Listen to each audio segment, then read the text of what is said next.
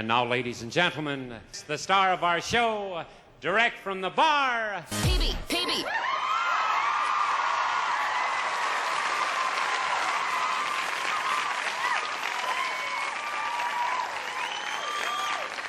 What is going on out there, peeps? Okay, just like I said, Al-Sudani is not the prime minister yet. I heard all kinds of content creators out there saying, Bimby doesn't know what he's talking about. Al-Sudani already won the election. They obviously don't understand how the elections roll over there in Iraq. First, you create a coalition, and you try to win as many seats as possible during the election.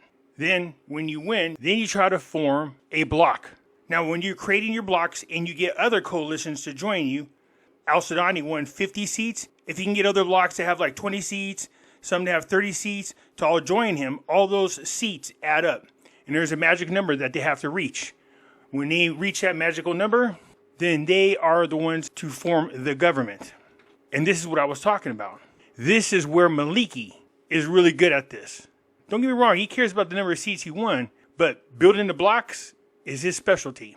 There's Maliki right here. So let's go ahead and get into this so I can explain to you what's going on. Before we get started, do me a favor, hit the thumbs up button. If you're not a subscriber, please do so, because when you do, it helps out the channel, and I certainly do appreciate it. For those of you who are invested in the ISX, here's some news for you.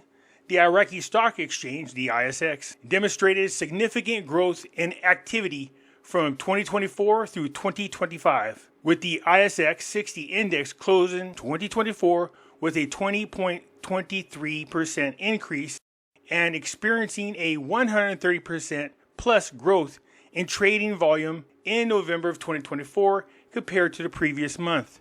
130% increase in growth. This is really good for us. All right, here we go. Look at Maliki belongs to a group known as the Coordinating Framework. They are the people that put Al-Sudani in his position as prime minister.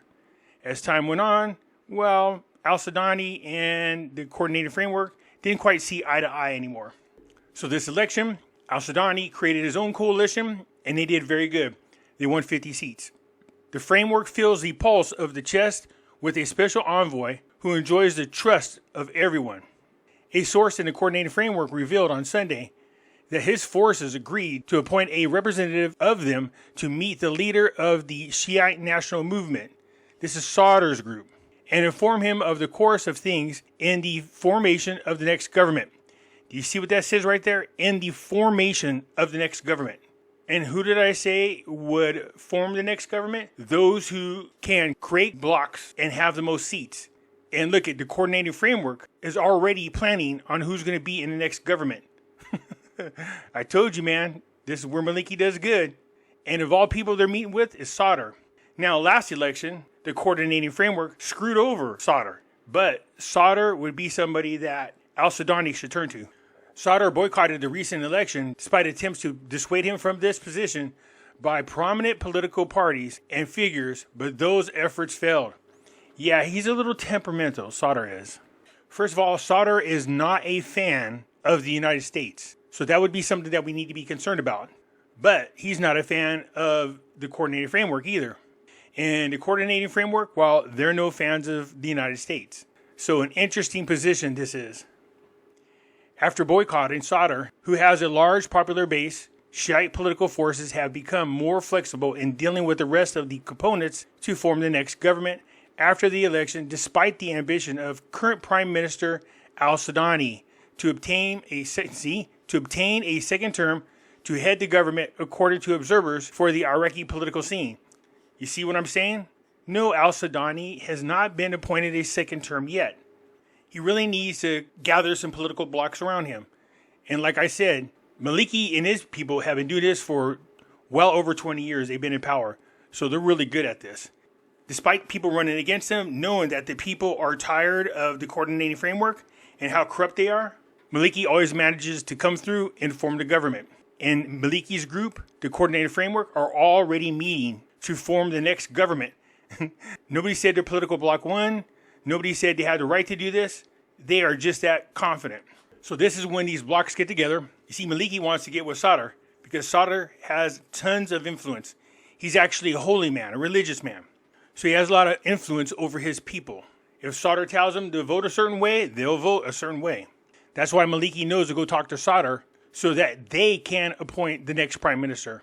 You see right here it says Sadr, who has a large popular base, Shiite political forces have become more flexible in dealing with the rest of the components to form the next government after the election, despite the ambition of the current prime minister, al-Sudani. It's a race. In this regard, the source familiar with the details of the recent framework meeting informed that the meeting continues to discuss the form and content of the next government and address everything that would hinder this. In addition to communicating with Sadr, where it was agreed to choose who represents the framework for Sadr's meeting to know his position and demands. So, just like last time, they're promising the world to Sadr. Last time they screwed him over. So it'd be interesting to see if Sadr actually joins the framework's bloc. According to the source, the envoy of the framework enjoys the trust of all his forces and acceptance with Sadr. And the representative of the framework will go to tenderness once the final results of the election are announced and officially approved.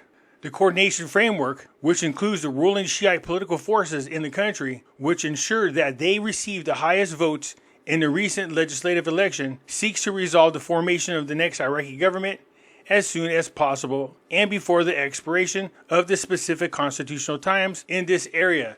Yeah, once the elections are over, you only have X amount of time to gather your blocks together and form the government. And last time, Maliki's people blocked the government for being formed for like a year. And they were in stalemate and nothing got accomplished. This is when Al-Qademi was in charge. But these efforts face some obstacles that may prevent them from proceeding. Most notably, the issue of appointing a new prime minister or continuing to renew the second term of office of the current caretaker government, al-Sudani, who tops the framework's list to obtaining the highest votes. Very interesting, because this gives you the impression that the coordinated framework might join al-Sudani. And for some reason, I don't see that happening. It is expected that the features of the formation of the new government will emerge after the final approval of the new members of the House of Representatives and after the election of the new president of the Republic. Iraq conducted on the 9th and 11th of November private and public voting in the elections of the House of Representatives for the 6th parliamentary session as part of the democratic exercise in the political process that arose after the 2003 through the overthrow of the former Ba'ath regime at the hands of the forces of the United States of America and its allies. Earlier today, the Federal Election Commission announced the end of the calculation of the remaining votes in the polling, likely to announce the results today or tomorrow or Monday. In addition, government advisor amending the trade agency law supports the requirements of Iraq's accession into the World Trade Organization. So despite what's going on, Iraq continues to move forward. They are already a member of the World Trade Organization, but as observers. So they're taking all the necessary steps to become a full-fledged member of the World Trade Organization, and they will benefit from that.